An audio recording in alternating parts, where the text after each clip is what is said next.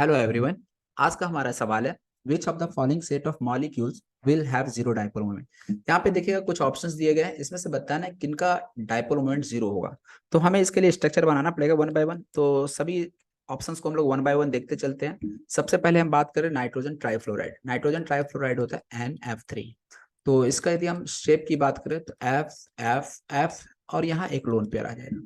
तो यहाँ पे नाइट्रोजन और फ्लोरीन में जो डाइपोल मोमेंट होता है उसका डायरेक्शन होता है टुवर्ड्स मोर इलेक्ट्रोनेगेटिव आइटम। तो यहाँ पे फ्लोरीन मोर इलेक्ट्रोनेगेटिव है, इसलिए मोमेंट का डायरेक्शन जो है वो टुवर्ड्स फ्लोरीन हो जाएगा।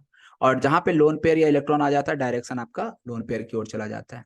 तो यहाँ पे हम देख रहे हैं कि फ्लोरीन का मोमेंट जो है और जो लोन पेयर का मोमेंट है वो एक दूसरे का अपोजिट तो है, लेकिन ये एक दूसरे को पूरी तरह से कैंसल आउट नहीं कर पाएगा, क्योंकि एक साइड आपका फ्लोरीन है तो दूसरा साइड लोन पेयर है। लोन पेयर का मोमेंट का मैग्नीट्यूड कुछ और रहा होगा, फ्लोरीन का मोमेंट का मैग्नीट्यूड कुछ और रहा होगा, इसलिए म्यू हम जीरो तो नहीं बोल सकते, नॉट इक्वल टू जीरो हो जाएगा।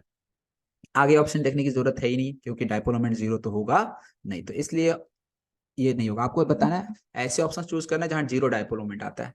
तो हम अब आगे बढ़ते हैं, सेकंड ऑप्शन पे आते हैं, बोरोन ट्राइफ्लोराइड। बोरोन ट्राइफ्लोराइड आपका BF3 होता है।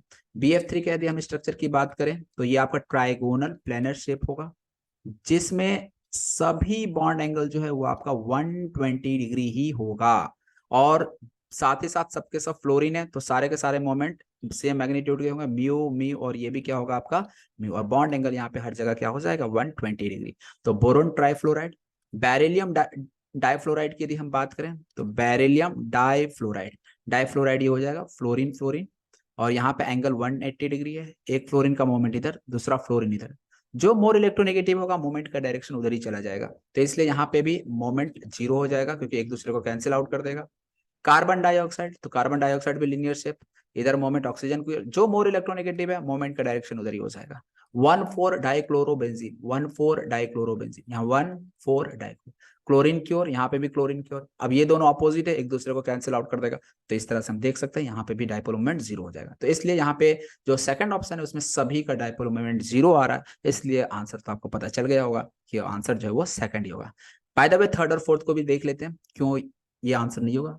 पहला यहाँ पे अमोनिया है, अमोनिया NH3। तो NH3 में हम क्या देख रहे हैं, नाइट्रोजन के पास लोन पेयर है, नाइट्रोजन हाइड्रोजन में नाइट्रोजन मोर इलेक्ट्रोनेगेटिव है, इसलिए मोमेंट नाइट्रोजन की ओर होगा, और यहाँ लोन पेयर के कारण लोन पेयर की ओर हो जाएगा।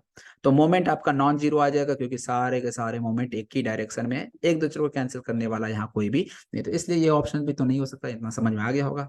बोरॉन ट्राइफ्लोराइड ऑलरेडी देख चुके हैं कि ये आपका डाइपोल मोमेंट इसके लिए तो जीरो हो जाएगा।